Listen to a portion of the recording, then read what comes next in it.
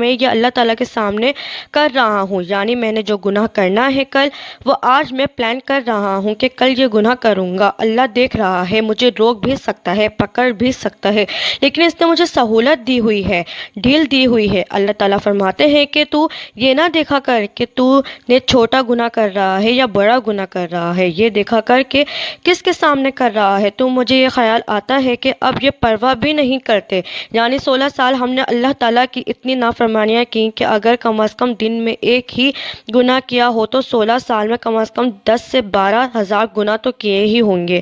اللہ کے سامنے وہ مجھے معاف کرتا رہا۔ میرے ماں باپ کی دعائیں ہی ہو سکتی ہیں، اور کیا ہو سکتا ہے۔